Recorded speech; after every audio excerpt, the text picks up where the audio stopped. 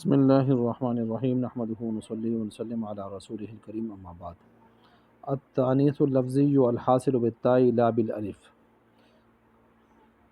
شرح جامی سبق نمبر 64 اور غیر منصرف کے اسباب میں سے تانیث کو شروع کیا جا رہا ہے اور یہ تیسرا سبب کے طور پر یہاں پر بیان ہو رہا ہے۔ تو چونکہ پیچھے اجمال میں وصف کے بعد تانیث کو لایا گیا تھا تو یہاں تفصیل میں بھی وصف کے بعد تانیث کو لایا جا رہا ہے تاکہ تفصیل اجمال کے مطابق اور موافق ہو جائے۔ چند چیزیں یہاں پر سمجھ لیں، چند باتیں یہاں پر۔ پہلی بات تو یہ کہ تانیث کی ابتدائی جو قسمیں ہیں وہ دو ہیں، لفظی اور معنوی۔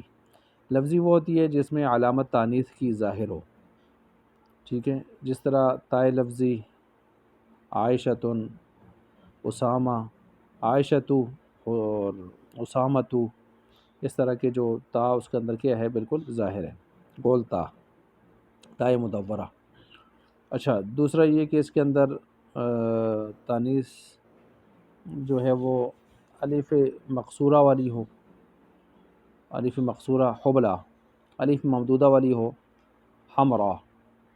یہ وہ علامتیں ہیں جو بالکل لفظوں میں ہوتی ہیں، پڑھی بھی جاتی ہیں، تو ان کو تانیث لفظی کے ساتھ تعبیر کیا جاتا ہے۔ دوسری تانیث معنوی ہے۔ تانیث معنوی وہ ہوتی ہے کہ جس میں علامت تانیث کی ظاہر تو نہیں ہوتی لیکن اس کو تانیث کے طور پر ہی استعمال کرتے ہیں، اور اس میں یوں سمجھیں آخری جو چوتھا حرف کہہ دیں وہ قائم مقام تا کے شمار کر لیا جاتا ہے، جیسے زینب، عقرب، چوتھے حرف کو جو ہے وہ قائم مقام تا کے شمار کیا جاتا ہے، یہ معنوی طور پر ہم اس کو کہتے ہیں۔ اچھا، تو یہ دو قسمیں یہاں پر ابتدائی طور پر ہوتی ہیں۔ پھر جو لفظی ہے نا، لفظی، اس کی آگے ہم قسمیں بناتے ہیں، تو ایک بے تا والی ہو گئی، تائے مدورہ، جیسے میں نے کہا عائشۃ، اسامۃ، اور دوسری جو ہے وہ تانیث بالالف المقصورہ والممدودہ، حبلہ اور حمرا، یہ لفظی میں ہی آ گئیں تینوں۔ اور اس کے علاوہ اگر ہم دیکھیں تو ایک تانیث معنوی جو دوسری ہم نے کہا، اچھا، اس کے علاوہ بھی ہم بنا سکتے ہیں تانیث سماعی، عربوں سے جو سننے پر موقوف ہوتی ہے، جس طرح جتنی پارٹیوں کے، ملکوں کے نام ہیں، تنظیموں کے نام ہیں، اور یہ ارض ہے، سما ہے، ٹھیک ہے جی، اور اسی طرح جو ہے شمس ہے، قمر ہے، دار ہے، حال ہے، لفظ حال ہے، اسی طرح انسان کے جسم کے جفت اعضاء سوائے دو کے، تو جفت اعضاء، یہ تانیث سماعی کے طور پر، یعنی ہم نے عربوں کو سنا ہے کہ وہ اس کو مؤنث پڑھتے ہیں، باقی دلیل ہمارے پاس اس حوالے سے کچھ قاعدہ قانون کوئی بھی نہیں ہے۔ تو اس لحاظ سے آپ یوں سمجھیں کہ تانیث لفظی اس میں تین آ گئیں، بالتا، بالالف ممدودہ، بالالف المقصورہ۔ دوسری آ گئی معنوی، اس کا آخری حرف، چوتھا حرف جو ہے وہ قائم مقام تا کے ہوتا ہے۔ تیسری آ گئی یہاں پر تانیث سماعی، ٹھیک ہے۔ اب جب آپ نے یہ چیزیں سن لی تو اس کے بعد سنیں تانیث بالالف الممدودہ والمقصورہ کی جو سببیت ہے، اس کے لیے کوئی شرط بھی نہیں ہے، یہ تو بغیر کسی شرط کے ایک سبب یہاں پر قائم مقام دو سببوں کے ہوتا ہے، اس کی تشریح پیچھے گزر چکی ہے۔ الف ممدودہ، الف مقصورہ، اور اسی طرح جو ہے جمع منتہی الجموع، یہ ایسی تین چیزیں ہیں کہ ایک سبب قائم مقام دو کے ہوتا ہے، اور اس کے اندر ہی سبب موجود ہوتے ہیں۔ مثلا اسی کو لے لیں کہ ایک مؤنث ہونا، ایک لزوم تانیث ہونا، ایک مؤنث ہونا، ایک لزوم تانیث ہونا، الف ممدودہ اور الف مقصورہ والے جو ہیں۔ اچھا، یہ دو ہو گئے اس کے اندر ہی۔ تو اس کے علاوہ جو دوسری قسم ہے نا، تو مثلا یہاں پر دیکھ لیں، اچھا، یہ تو الف ممدودہ مقصورہ، اس میں کوئی شرط بھی نہیں ہے، وہ خود ہی اپنے گھر سے ہی پورا ہے۔ میں نے کہا ایک تانیث مؤنث ہونا اور دوسرا لزوم تانیث ہونا اس کا۔ یہ جو تانیث بالتا ہے نا لفظی کے اندر، تائے مدورہ، اس میں عالمی شرط ہے، جیسے طلحہ، فاطمہ، ایک مذکر کا نام ہے، ایک مؤنث کا نام ہے، لیکن لفظوں کے اعتبار سے دیکھیں اس کو ہم جو ہے وہ مؤنث ہو رہا ہے۔ اچھا، تو تیسرا جو ہے وہ ہم لیں تو تانیث معنوی، اس کے یعنی تانیث بالتا کے لیے تو ایک علمیت شرط ہے، اور یہ جو تانیث لفظی کے اندر، اور جو تانیث معنوی ہے اس کے لیے دو شرطیں ہیں، دو قسم کی شرطیں ہیں۔ ایک قسم کی شرطیں وہ ہیں تانیث معنوی کے لیے کہ جو غیر منصرف کے جواز کے لیے شرطیں بنتی ہیں، یعنی غیر منصرف پڑھنا اس کو جائز ہے، اور دوسری شرطیں وہ ہیں کہ جو غیر منصرف پڑھنا واجب کے لیے وہ شرطیں بنتی ہیں، یعنی غیر لفظ کو جو ہے وہ غیر منصرف پڑھنا واجب ہے، اس کے لیے شرطیں بنتی ہیں۔ تو جہاں تک یہ غیر منصرف پڑھنے کے جواز کی شرطیں بنتی ہیں، مثلاً وہ فقط عالمیت ہے، فقط کیا ہے؟ عالمیت ہے، کہ وہ عالم ہو، نام ہو باقاعدہ، یعنی مؤنث معنوی میں اگر عالمیت پائی جاتی ہے تو اس کا غیر منصرف پڑھنا جائز ہو جاتا ہے، اور منصرف پڑھنا بھی اس کا جائز ہے۔ کیوں؟ دو سببوں کو اگر دیکھیں وہاں پر تو وہ غیر منصرف پڑھنا چاہیے اس کو، اور چونکہ وجوب کی شرط نہیں پائی گئی، صرف جواز تک کی ہے، تو اس کو منصرف پڑھنا بھی جائز ہے، کیونکہ اسماء میں اصل تو انصراف ہے، منصرف ہونا ہے۔ جیسے ہندن کو لے لیں آپ، اب ہندن ایک تو مؤنث، اس کے اندر مؤنث ہے وہ، ٹھیک ہے، مؤنث کے لیے یہ نام استعمال ہوتا ہے، اور دوسرا اس کے اندر عالم ہے، تو دو سبب تو پائے گئے، تو لہٰذا اس کو غیر منصرف پڑھنا چاہیے۔ لیکن چونکہ یہ یہاں پر کوئی مؤنث کی کوئی نشانی تو نہیں پائی جا رہی، گولتا یا الف ممدودہ علی مقصورہ، تو یہ معنوی کی طرف لے کے گئے ہم اس کو۔ اب یہ ٹوٹل 3 حرف ہیں، چوتھا کوئی حرف ہے نہیں اس کے ساتھ کہ ہم اس کو قائم مقام تا کے کر کے جو ہے وہ اس کو پکا پکا جو ہے اس کو غیر منصرف بنا لیں، 3 ہی حرف ہیں، تو لہٰذا پھر ہم اس کو منصرف بھی پڑھ سکتے ہیں اس لحاظ سے۔ تو دیکھیں ہندن کے اندر دونوں باتیں آ رہی ہیں، دو سببوں کو دیکھیں تو غیر منصرف پڑھنا چاہیے، اور چونکہ چوتھا حرف نہیں ہے جس کو ہم قائم مقام تا کے کر سکیں، مؤنث معنوی ہے چونکہ، تو لہٰذا ہم اس کو منصرف بھی پڑھ سکتے ہیں اسماء کے اصل اسماء کے اندر اصل انصراف کو دیکھتے ہوئے۔ اچھا، اب اس کے ساتھ ساتھ ایک شرط تو یہ ہو گئی نا جو ہم نے کہا عالم ہونا چاہیے اس کو، دوسرا جو معنی صرف کے وجوب کے لیے شرطیں ہیں وہ احد الامور الثلاثہ، 3 امور میں سے کسی ایک کا ہونا، وہ پھر غیر منصرف کے جو ہے وہ غیر منصرف ہونے کے لیے کے اعتبار سے وجوبی شرط آ جاتی ہے، یعنی پھر غیر منصرف پڑھنا کیا ہو جاتا ہے؟ واجب ہو جاتا ہے۔ مثلا پہلی شرط ہے زائد علی الثلاثہ، یعنی 3 سے زیادہ ہونے چاہیے حرف، جیسے زینب۔ اب یہاں پر زینب چوتھا حرف بھی ساتھ آ گیا ہے، تو چوتھا حرف یہ قائم مقام تا کی شمار کریں گے تو بس پکا ٹھکا یہ غیر منصرف ہو جائے گا۔ اب جوازی بات نہیں ہے، اب وجوبی بات ہے کہ اس کو ہم کیا پڑھیں؟ غیر منصرف پڑھیں، اب منصرف پڑھنے کی گنجائش نہیں ہے۔ یا اگر زائد علی الثلاثہ نہیں ہے، ثلاثی ہے، تو پھر اس کو متحرک الاوسط ہونا چاہیے، ساکن الاوسط نہ ہو، درمیانہ ساکن نہ ہو، متحرک ہو، جیسے سقر۔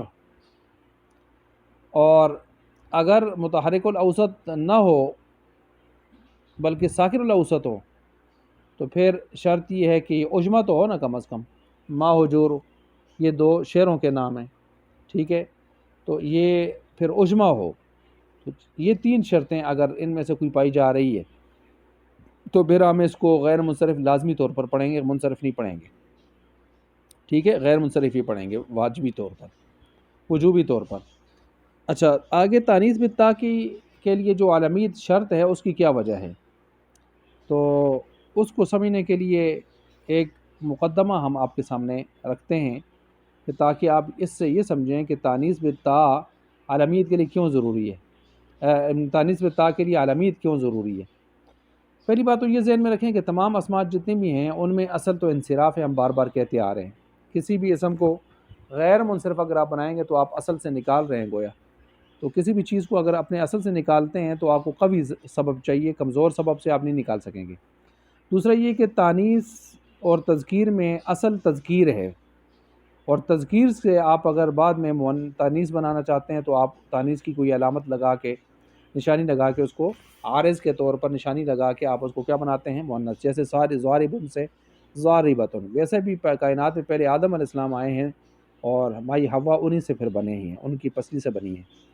تو عارضی چیز میں جو زوال کا خطرہ ہوتا ہے نا، اور چونکہ یہ عارضی چیز ہوتی ہے تانیث کیوں؟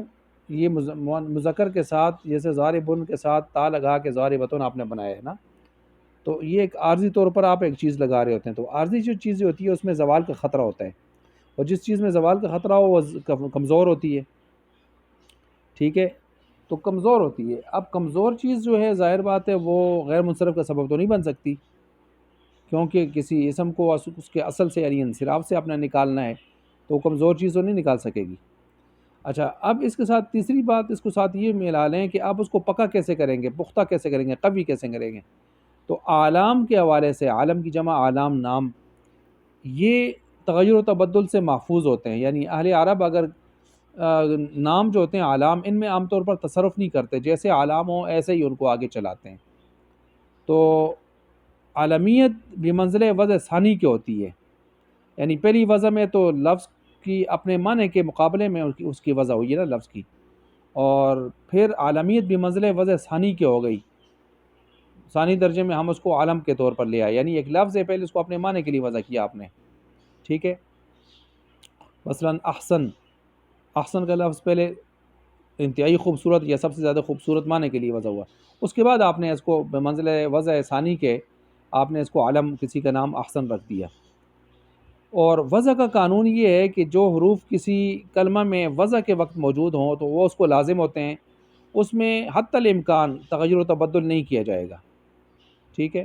تو خلاصہ کیا نکلا کہ تانیث چونکہ ایک عارضی چیز مذکر کے اوپر جو ہے آپ نے ضاربن کے اوپر ضاربتن تا لگا کے اس کو بنایا، اس میں زوال کا خطرہ تھا، تو اس تانیث کے حوالے سے تو زوال کے خطرے سے نکالنے کے لیے اس میں چونکہ اس میں کمزوری تھی، اس کمزوری کی وجہ سے وہ صلاحیت نہیں رکھتا تھا کہ وہ سبب بن سکے غیر منصرف کا، تو پھر اس میں ہم نے عالمیت کی شرط لگا دی تاکہ وہ تانیث کلمہ کو لازم ہو جائے اور اس میں زوال کا خطرہ ٹل جائے، اور جب زوال کا خطرہ نہیں رہے گا تو اس میں قوت پیدا ہو جائے گی، تو غیر منصرف کا سبب آرام سے بن سکے گا. ٹھیک ہو گیا، یہ چیز ہو جائے گی. اب یہاں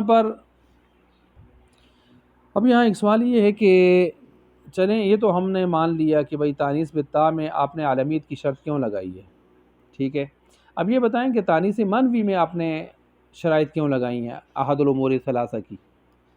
تو اس کا جواب یہ ہے کہ اس کو بھی سمجھنے کے لیے آپ چند باتیں ذہن میں رکھیں.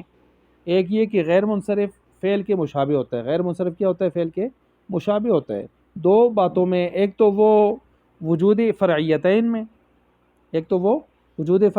میں جس کی تفصیل ہم نے پیچھے پڑھی ہے نا کہ کون سے دو وجود فرعیتین ہوتے ہیں.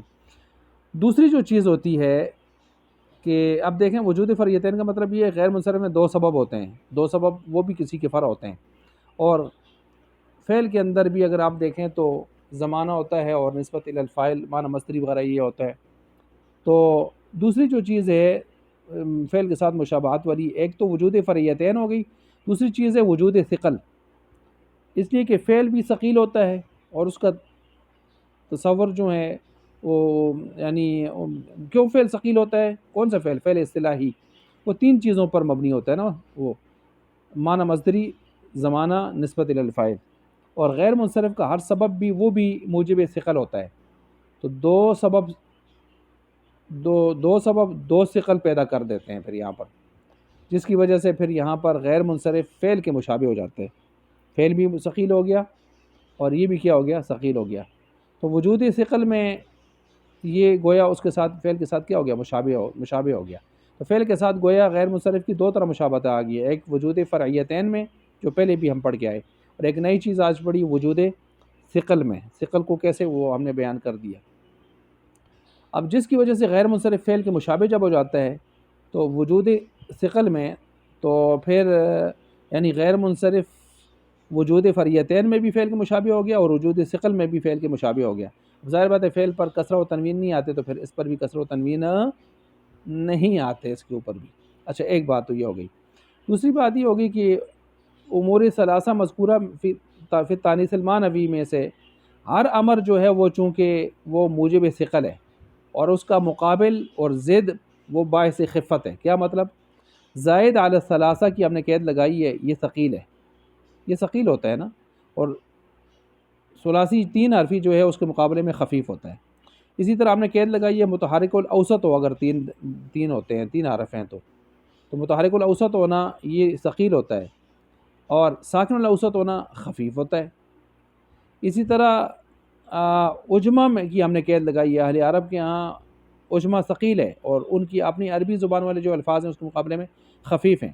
تو جس کلمے میں یہ تینوں امور نہ پائے جائیں بلکہ ان کا مقابل پایا جائے، یعنی وہ کلمہ ثلاثی ساکن الاوسط ہو، تو وہ انتہائی ضعیف ہو جائے گا، یعنی خفیف ہو جائے گا نا، اور اس میں انتہائی درجے کی خفت ہوگی، اور وہ خفت احد السببین کی جو ثقل ہے اس کا وہ کیا کرے گی، مقابلہ کرے گی اور معارضہ کرے گی۔